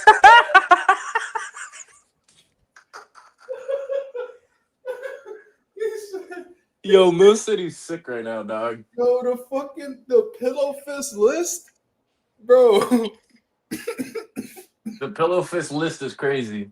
Yo, Dev need to rock, bro. He need to go with that, bro. Real rap, that's fire. Bro, he's like, you know what? Next time Dev fight, he be like, you trying to get added to the pillow fist list, nigga? It's hilarious. I gotta hear that one more time. I'm sorry, y'all. I gotta hear this one more time. Now you on the list with Cambosas, Loma, and Regis. Norman Jr. was on hands and knees. Norman was on hands and knees. Watch how quick the smile fades away from his face while he reads that. Congratulations. You and your son made Pillow Fist list. Be humble. Nah, I don't. It's all good. I mean, he won the fight. It is what it is. What you want me to say? Nothing. You can't But say I- shit, I- nigga. What you mean? What you want me to say? Take back everything you said, bitch ass nigga. It's your dirty ass beard, nigga. Fuck wrong with you? Nigga got crabs in his beard. Look. First of all, I'm always humble. Oh man, he's lying. He always lying. Yo, Mill, you heard that? Even Mel know he lying. Look at his face. Mel said he know he lying. You heard that, Mill? But EDJ. and look. First of all, I'm always humble. I'm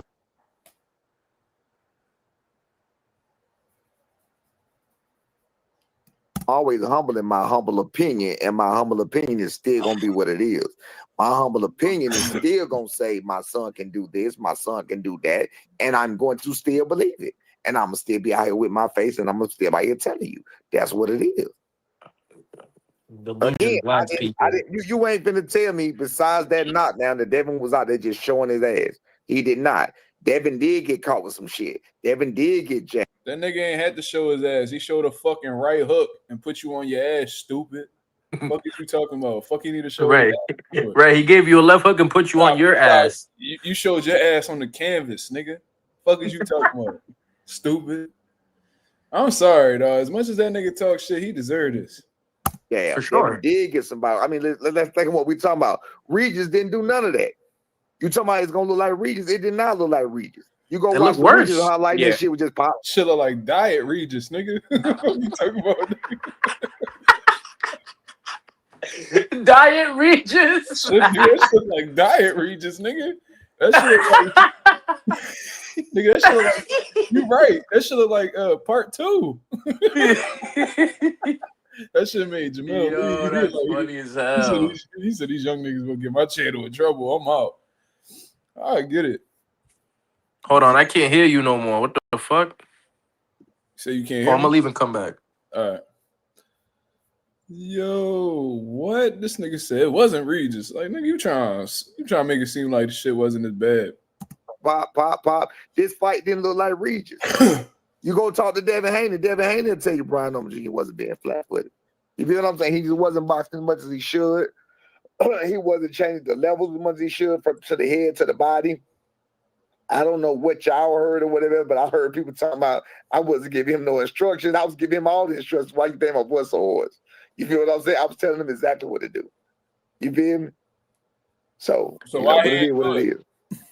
EDJ, thank you for the 5-piece senior. Love y'all, but you can't. Yo, look at that super chat. Look at that super chat. That's just said.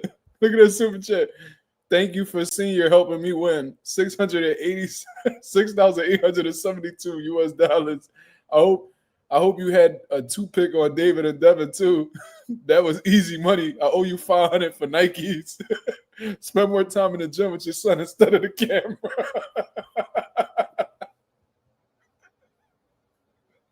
Nigga said I got $500. Nigga said I got $500 for some Nikes.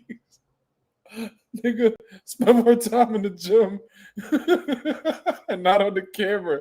But that's exactly what I said. This shit is hilarious. Put it on Dev that Norman couldn't box with him and was too scared of Haney's pop to sell out for the KO. So what do you think about the sellout, the plan D like we talked about?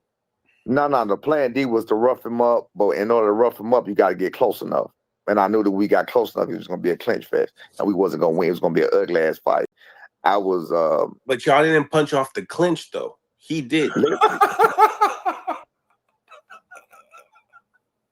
Yeah, George. Like, he mad as shit. He like, why y'all niggas, nigga? Why you ain't punching the clinch, bitch ass nigga?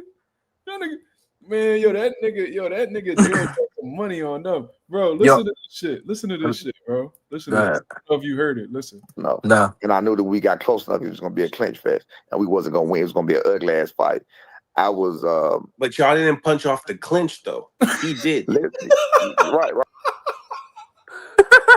Yo, he's yo.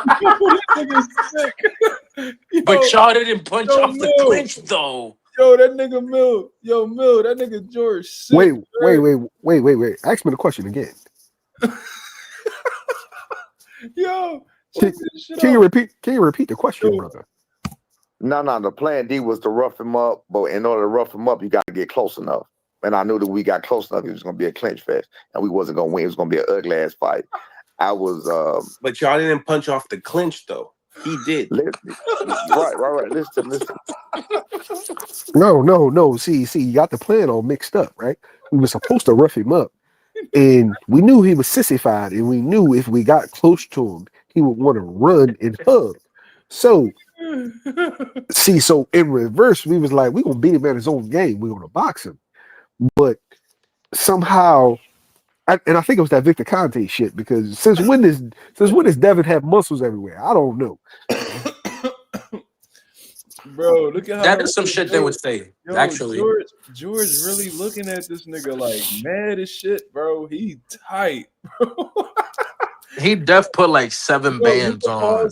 Bro, he had to, bro. I'm trying to tell you, that nigga sold the whole crib. Yo, bro, he bet his social security number on that fight, bro. Do you know how many times me and George have argued about death? He already know what's coming tomorrow morning. He knows what's coming. Niggas don't be boxing, bro. Didn't that nigga say he was a coach or some shit? No, he used to box though, amateur. Nigga don't know shit, dog. No, Mark, I know you're a trainer, but you don't know how boxing is done on the highest level. See, we had a game plan, right? But what happened was the incision inflicted upon my fallopian tube, colon, if you will. You got to understand the. Oh. This nigga said fallopian tube? Yeah. Yes. I'm trying to break it down to you. You see, you don't know. Incision inflicted upon my fallopian tubes, colon, if you will. You focus on fallopian tubes when you really got to think about the colon. So B wasn't able to do what he should have done at the time that he was supposed to do it and how he was supposed to do it. But Top Rank is still high on us, and you know what I'm saying? Stop watching YSM. They some haters. The Philly boys. All of a sudden now they from Oakland. I thought you was from Philly, but now you from Oakland because now you cheering for an Oakland guy. So we're gonna be back. We the WBO already said that they're gonna give us the title back. So yeah, man, that's what we own. Bro, y'all niggas got me pulling out the Anthony Yarde spray. Yo, shut the fuck up, dog. The Anthony Yarde spray. Anthony Yarde needed this. Benavidez is on that ass, cuz. That's the Caleb Plant juice. Yeah, he need that. That's that Zamart. Shit. He said, but y'all didn't. Yo, I'm not gonna hold you, bro. I gotta hear Norman's response to that though. He said, "Y'all ain't Clint." Look how the way he looked, bro. That nigga's sick, bro. Yo, I wish I could call this nigga, bro. I'm gonna have to pull his number up. Close enough. It was gonna be a clinch fest, and we wasn't gonna win. It was gonna be an ugly ass fight. I was. What's up? Yo, niggas is texting me saying seniors on the live. Oh man. Wait, what happened? No, I said niggas is texting me saying seniors on the live. On this live? No. On he know better. On this. He know better than to come on here. But y'all didn't punch off the clinch though. He did. Right. Listen. So being that this fight was so hyped, this fight was so looked at it. This fight was so sought out. I really wanted it to be a good fight. I didn't want it to be an ugly fight. I didn't want it to be. Nigga, who give a fuck if it's ugly? It's about the W, you stupid ass nigga. Yo, who is this nigga? That's Brian Norman Sr., sir. He's a loser. Because the They fight just- was so big, he didn't want it to be ugly. Bro, I could give a fuck if it's ugly. Nigga, my title on the line. The fuck you I worried could about? I could give a fuck if the Nigga worried fans are about it. booing as long as He niggas worried get the about dub. He worried about a pretty victory. Man, you're Like- fucking... Like, yo, I would say this. The fans could boo their ass off all they want. As long as I get the dub, I could give a fuck. Dead ass. Like, It's my legacy on the line, not theirs. Hey, bro, where you from? Huh? Massachusetts. Okay. I was trying to figure out your accent. I got an accent, bro. He from where George from. Oh shit, you from What? Lowell? Hell no, I ain't from Lowell. Don't do that, Mark. Nigga, I'm from Worcester, bro. I'm from where Jermaine Ortiz is from. I'm from the same city as Jermaine Ortiz, bro. Yo, what I didn't realize, I didn't know it was that many Ricans and Dominicans up there. I had no idea, yo. Bro, there's mad Dominicans in Lowell. Mad Dominicans. I was in Lowell, like back in like April. Yeah, fuck I had no Lowell. I idea, hate bro. Lowell. Lowell sucks. It was Ricans over there. I had no idea, yo. Not really, bro. There's more Dominicans than there I was are Ricans. bro. Because my girl got family over there. Because there's a lot of Cambodians over there too. So when I drove up there, bro, I drove like I don't know how long it was, but bro, the hood that I was in, like there was corner store. That shit looked like the county a little bit over there. Ricans, Dominicans, they out there blasting with they music in their cars and shit. Shit felt like Hunting Park. they out there for sure. But I didn't know he was from Lowell though. I knew he was from Massachusetts. I didn't know where though. Yeah. Fuck Mill City. Mill City's low. Oh, I did not know that. Damn, so I was over there and never knew. That's crazy. Word. Be a clinch fest. I didn't want Mill to. City is not from Mass. You're We don't absolutely claim right. He them. did not fight out of clinch or whatever else. You know what I'm saying? I told him he do need to be. No, that's my boy. Coming Yo. out of clinch or whatever else. Devin was smart enough. That's your boy? Yeah, Mill City, that's my man. I'm gonna troll the shit out of him tomorrow, though. Woo! Look how mad your man's is tight as fuck right now. Look at him. Super tight. He a big Death hater, bro. The biggest. Remember, boy was like, I'm the biggest, the largest. Yeah. The biggest, the largest. The largest. But that's life. It's part of boxing. It is what it is. Purposely, unpurposely, it is what it is. You feel what I'm saying? But that's how we ended up getting the victory. So, you know, like I said, it is what it is. But we wanted it to be a clean fight, a fight that fans will love, a fight that fans like to see. You feel what I'm saying? Again, I don't like the clinch fest. I don't like the lulls in action. This nigga prioritized the fans' feelings over the W. You know what I'm saying?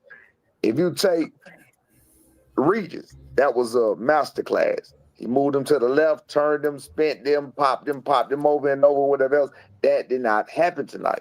You understand what I'm saying? He popped him a couple of times. He got up out the way. He stayed away. He clinched. He fought off the break. Things of that. This nigga looking for a moral victory. Yo. He popped him a few more times, dropped him. He got 1.8 forgot that thousand part. people on that live, bro. That's crazy. I'm about to fast forward it all the way to the beginning. Let me where it's currently at. Let's see. Ran and clinched the whole fight. About what you like I said. We like action. We want to produce action. We want to produce a fight. That's it. That's exactly what I'm happened. thinking of the I got two-piece fucked up. salute. I gotta put some respect on Dev's name. That's what you gotta do, George. Steve, That think of ass the nigga. two-piece. Don't ever compare your son to Boots. He's mid. Last time I checked, Boots ain't never fought a fighter like Devin Haney. Last time Oh I checked, my never God, fought. here we Nobody go. would have repped nowhere near Devin Haney. He Here never we fought go. somebody nowhere near the accolades of Devin Haney. My Boots, God. in fact, had the offer for this same fight and was afraid to take that fight. Okay. What are you talking about? Boots? God. Oh Here we my go. God. I knew this was Senior, coming. your son, his feet look very slow. Do you feel like you need to bring in more coaches to help him develop more skills? Yo, they're frying him. He didn't get out the way. Devin didn't get around him. He didn't box him like beautifully and turn him. Nigga, he damn near stepped over him. And this, yo, that second round, bro, I said, oh, I stood up real quick. I'm Nigga like, talking about yo. here step around him, nigga. He almost stepped over you on some AI Tyron Lue shit, nigga. Fuck you talking about? Didn't do none of that. Stupid. So for the people who say they know what boxing is and say boxing can be this and boxing can be that and not running, then you got to take it. You got to take it with a grain of salt of what it is. You feel me? A boxer can turn, move, they can spin, they can slip around. He wasn't doing that. They were both. Bro, is he dead ass? Bro, he dead ass, bro. Big boss, thank you for the 5-piece. Shout my out to God. y'all, coach. Junior just wasn't, but he will learn from this. He's still rocking with the. This nigga read that at third grade level. Bro, I'm about to This shit send a just went super down. chat. Come on, man. Don't do my man like that, brother. I'm about to send a super chat right now. I had Junior winning, and I'm shocked that Haney dominated in mid-range. It felt like Norman was off balance and had problems finding distance. Nah, you ain't getting no 10-piece out of me, The nigga. distance thing, I can say. Haney went with a mid range. He was popping up with a couple of jabs. The distance. No, Give him right. $2. Give him $2. The distance thing I would have to say I have to agree. I don't know Bro, why. I read this, don't know nigga. why he was acting like Haney couldn't be hit. I Bro, don't read know why this. he's acting like Yo, can you give him 8? because he wasn't. You know what I'm chill, saying? But I'm again, saying this off super night, it is what it is. Nobody knows what he saw. You should give him $8 and be like, for that 8 count that Brian Norman got in the second round. So shout out to Zab on that. Congratulations. Your son was doing well That's with it. his jab. He was doing real well with the jab. I wanted the jab to the body. I wanted the jab to the Oh, head. I man. wanted the jab to the shoulder. I wanted him to hit something all night long. Nigga hit air. All night long. I need him to hit something all night long. He almost hit you. He almost hit you, senior. He got good jab defense when he is jabbing. If you notice, Devin never counted his jab. That's why I Yeah, want he him did. jabbing. I guess it is what it is, though. Yeah, he did. Senior, do you think you gave your son a false sense of security during the broadcast? You said he isn't punching like that. Go get him. And right after that, he was knocked down, rocked. No. I didn't give my son a false sense of nothing. No, he fought the same way. He never ran from Devin. He took it to Devin. He still was trying to make the fight, still trying to engage. He was still doing what he was doing. So no, I don't think I gave my son a false sense of anything. No. Keep your head up and continue working. Come back stronger. Absolutely. Funny bad. Wait, Mel left again. Mel, like, man, that's my guy. Yeah, all right. So did Devin tear his meniscus or no?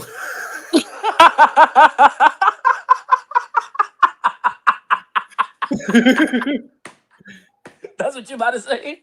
I'm gonna put $8 for that 8 count from the pillow fisted goat. Use the to the pillow fist list you go. Use the extra bed to repair your son meniscus.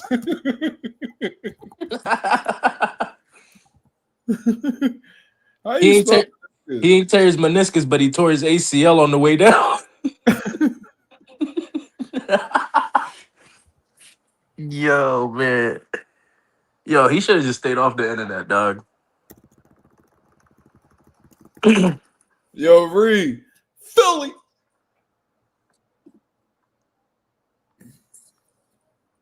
Yeah. Wait, which one? Oh no, let me unshare this because y'all niggas about to. Y'all don't know there's scammers in the building. Hold on. Let me unshare this. Wait, do I got that? Damn, you click something now. I can't hear you. Hold on, I'm gonna come back.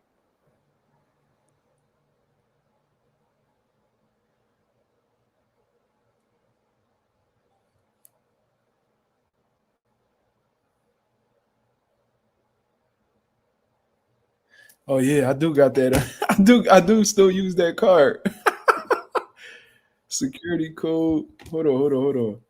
I got y'all, chat. Chill. Hold on, Slime. I heard the noise.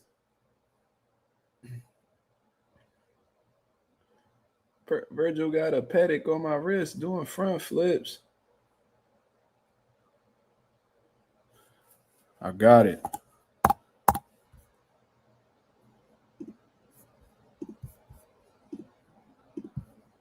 Gotcha. Fully. Hold on. We got What time is it? My boy birthday in a minute. You feel what I'm saying? I'm on. I'm still here talking. All the greats, with the exception of a couple of them, took losses. All of them, every last one of them. That's from all of them except Floyd. Is retired. Floyd, Andre Ward, and fucking Rocky Marciano, and Joe Kozagi. I don't really know you, but I don't know. I don't know too many greats that retire undefeated. The great Ali was not undefeated. The great Sugar Ray Robinson was not undefeated. You feel what I'm saying? All the greats, whatever you want to call it, they weren't undefeated. It is what it is. Taiwan, thank you for the 5-piece. A Senior, you don't get your credit for this promo. Salute. Don't stop carrying all your promotions moving forward. Mr. Big Play Brain. Don't be sad, Mill City. Don't stop carrying all your promotions. Read my what kind of pillow was that Dev hit your son with? I don't know. That was a tip of people. Yo, sir, salute. All these clowns talking like you not here, standing on 10 toes like a man. Salute to you, Norm. They want me to run, so they want to come out and say, "Oh, yeah, you did." No, I'm the same energy, same face, talking the same shit. All I can talk is what happened. All I can talk is facts. That's all I can talk. You're upset because I'm motherfucking braver than you. You upset because Norman Jr. is braver than your favorite fighter. That's what y'all upset about. You want me to go away. You want me to run. You want to come on here and say, "Oh, yeah, he ain't talking." So no, nigga, I'm still talking. Still talking. I'm still here. I'm still active. You should be unactive and get off live. Brian Norman Jr. still got a deal. Yeah, I want him to read. Brian Norman Jr. still in the game. Brian Norman Jr. still a name at welterweight. I respect you, sir, for being on here, responding to the comments. Good shit, bro. Y'all got a bag tonight. Congrats. Thank you. I appreciate it. But understand that ain't what it was about. It was about me. It was about me, and I still agree to this day. It was about me explaining to these idiots that's in the chat, your cousin, your neighbor, your buddy in the gym next to you that's training in the garage, they can do the same thing. That's what the whole fucking thing was about. Ain't nobody outclassed. Ain't nobody no. That mean Brian Norman Jr. had something to make this nigga whole. He didn't hold Regis. He boxed the shit out of him, turned him and flipped him and everything else. He boxed the shit out of Regis. You feel what I'm saying? He held Brian Norman Jr. That's with good reason. That was the game plan. He executed the game plan perfectly, and he got the W, and it is what it is. That don't mean that we don't deserve to be in the motherfucking ring and the class and everything else with it, and we're gonna show that we do. Congrats, Norman, on getting to this stage and being great father and a blue-collar voice to the people. Thank you. I appreciate it. Check it out right here. Exactly. How many motherfuckers make it to this stage? How many motherfuckers make it? How many people make it to the biggest fight? Have your favorite fighter made it to the biggest fight of the year? Have your favorite fighter made it to an opponent that was talked about in the most 50-50 fight in recent times? Nope. Nope. He won't even take the fucking fights like that. Nope. And I'm not calling no names. I just know your favorite fighter ain't done it. That's what I know. Now, if your favorite fighter is Terrence Crawford, that's my boy too. So we ain't talking about him. You feel me? Alan Day Sr., thank you for the 5-piece. Boots have yet to fight at the level of what Haney and Jr. just did. He's still tuning shit up. Booty Cheeks career is ass. That's crazy, bro. Motherfucker, 28 years old, still ain't did what he just did. But his fans want to come out here and tell us about what we did. That's like them talking about boxing and they ain't never boxed. Nigga, how you gonna come out and talk about the level we on and what we just did when your boy ain't never did it? What you talking about? Boots was unified. What the fuck y'all ever do? I wish your son would have moved his head a lot more. It would have been a different fight. Your son is still one of my favorite fighters. He's a class act in victory and defeat. Thank you. I appreciate it. I agree. I wish you would have moved it more too. I don't know what that was about. Happy birthday, B. Norman. I never had Happy birthday. Let me call my boy, man. Happy birthday. Yeah. Appreciate it, dog. Appreciate it. Facts. And here's another one on a super chat. Happy born day to B. Norman Jr. I think he skipped my Did he super chat. eat too much? He did. He read it. He eat too much? He read it? No. He probably read it in his head. Chats. Oh, yeah, you damn sure go eat good for your super chat. Motherfucker ain't read my super chat. Yeah. Do boxers have headaches after most fights? The only thing he hit upside the head a lot. He didn't get upside the head a lot. So no. Only like Mason fight with Sam Noakes, they probably got headaches. That was a tough ass fight. Yeah. Yeah, that was a tough ass fight. They definitely got headaches. That was a tough ass fight. But regular fight like this, nah, I don't think so. Did Brian Norman Sr. not look at his son's face after the fight? Irvin, teach B. Norman head movement. He ran into like 50 jabs. I didn't believe it was 50 jabs, but yeah, you're right. He should have moved his head a lot more. He was supposed to move his head a lot more, but it is what it is. So what happened. On to the next. All we can do is get better, come back, and make a different game plan next time. We'll see how it go. You know what I'm saying? That's really all you can do. Yeah, he definitely skipped my shit. Sure. Yeah. Will you do Dev predictions before his next fight? It's all right. Man, I talk boxing. I talk boxing. So it is what it is. I'm gonna do my honest assessments like I always do. I'm gonna look at it from the way I look at it, and yeah, I can do that. Yeah, but I ain't gonna be that motherfucker picking Devin just because he beat Brian. I ain't gonna be him. I ain't gonna be that guy.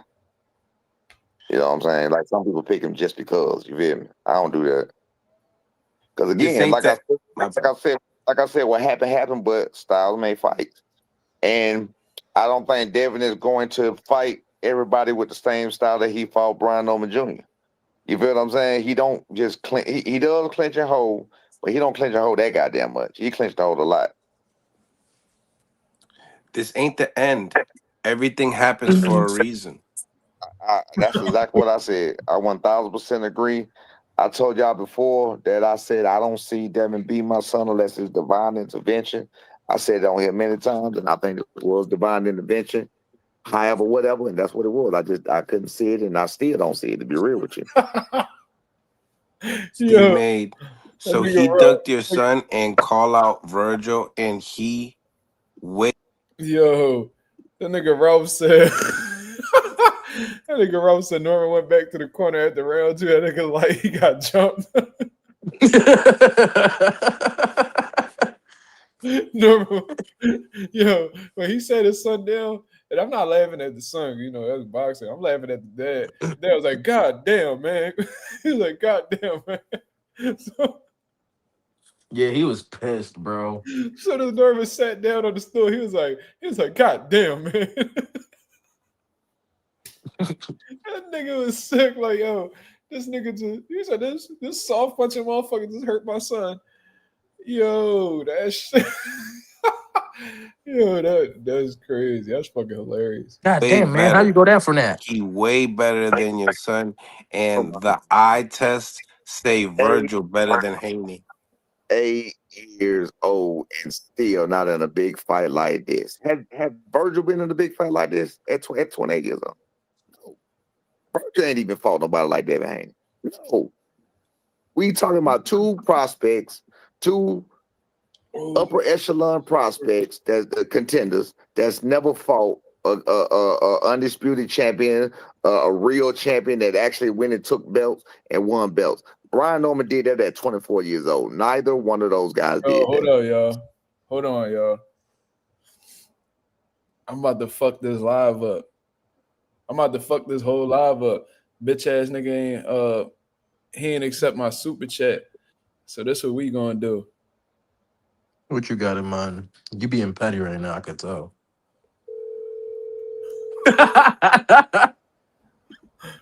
Stop it. Y'all gonna make me dog people out, and I ain't trying to dog them out. They have not done. What's happened? Pillow fisted gold. Who fucking the live up? Use He's the reading- extra bread to fix your son's. Who fucking this live up? Debo got Norman's eye looking like Reds from Friday. It was a headbutt. Go look at the fight. They even said in the announcement it was a headbutt. It wasn't a punch that did that. It was a headbutt. It was a cut. It was not no fucking head. I have a lot of respect for Dev because Brian was the toughest champ at 147 pounds. Gonna be hard to get those other champs in the ring with Brian. 1,000 on that. I agree with you. 1,000 on that right there. Brian Norman Jr. That's what, and that's what, and that, now we can get to the juice of this shit. You got to give props out to Devin for fighting the toughest motherfucker at 147 because Brian he was indeed the toughest motherfucker at 147. So now props out to them. I did have his daddy shook. I did have Devin shook. You feel what I'm saying? When they came out and they found a way to get it done, and that's what it's about. So you do got to get in respect for that. So all respect and props for me from that. Like I told y'all, because I got integrity, I be back. Win, lose, or draw, I be back. That's what the fuck I told y'all. And guess what? Right after the fight, I'm back. Slay World, thank you for the 5-piece. 2K easy money. Haney moved to the crib and got some of that good Florida water and started dropping shit. Super chats are jumping like Jordan tonight. You skipped my super chat. You The bitch ass predictions. nigga. No, he didn't. He read it. 3/9. He did? Haney with Yeah, a he did when you were knockdown. calling I him. had it 8-4 after, then actually fight. He with How far back? the 5-piece. Go back a little bit. Fight, Keep win, going. lose. For me, that's what it's. He'd have to one to tell to the. I agree with Get those Keep other going. champs Keep in going. the 100 out of respect punch that did that. Like they from Friday. Keep going. The extra bread to fix your the pillow fisted. Oh yeah. $8 for that. $8 for that. 8 count from the pillow fisted gold. Use the extra bread to fix your son's. You don't know how to say meniscus, you stupid ass nigga. Debo got Norman's eye. I'm trying to tell you, he reads at a like third grade level. Reds from Friday. it was a headbutt. Go look Yo, at he the looked- fight. They he looked said at that in the word and made a announcement it was face. a headbutt. He said, huh? It wasn't a punch that did that. It was a headbutt. And it was a cut. Nigga read like Floyd. I have a lot of respect for Dev because Brian was the toughest champ at 147 pounds. Gonna be hard to get those other champs in the ring with Brian. 1,000 on that. I agree with you. 1,000 on that right there. Brian Norman Jr. That's what, and that now we can get to the juice of this shit. You got to give props out to Devin for fighting the toughest motherfucker at 147 because Brian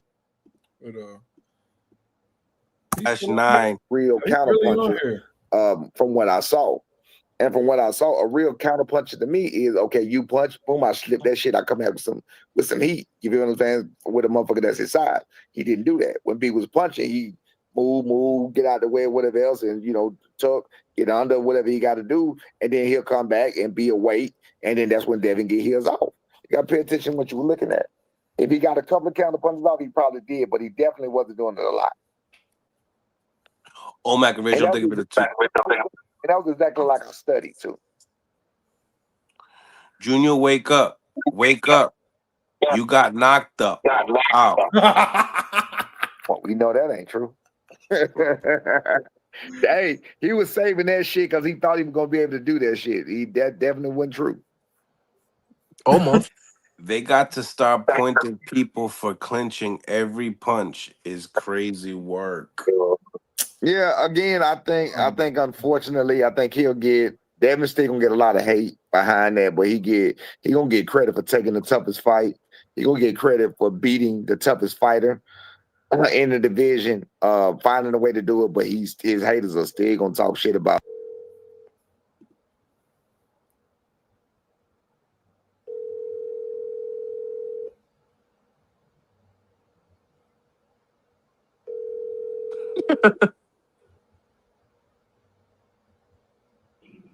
You've reached IMS roadside. We currently are. He sounds sad in that voice message too. The holding and the clinching and the not wanting to fight situation. But I think with the knockdown, I think they helped him a lot too.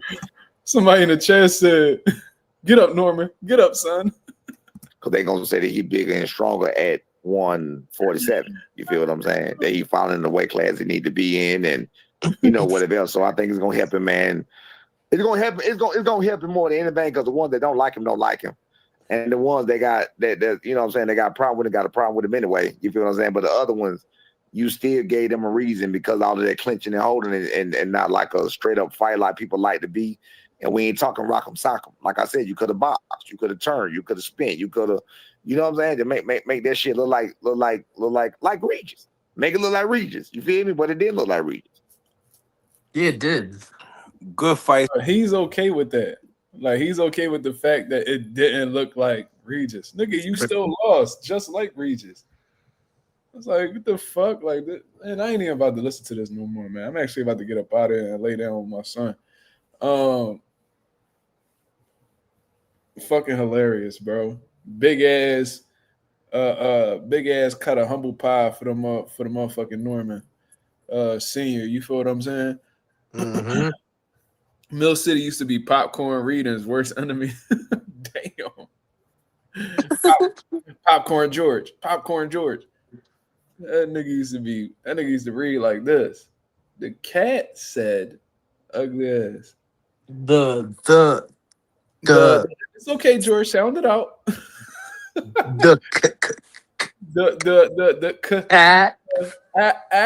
Cats. Oh, there you go, George. There you go. Nigga in 8th grade. Yo, he was a senior. Yo, kids used to definitely make fun of him at read alouds. Yo, hurry the fuck up, George. Boo, you suck. Shut the fuck up. Today, nigga. That nigga Junior said, if you could read a full page of a Harry Potter book, nigga. Yeah, I know exactly what that's for. Shout out to 50. That's a bad job, bro. Marlon Greatness says, looking at the division, what's next for Junior? Mark. All right, we're gonna close the live out with that.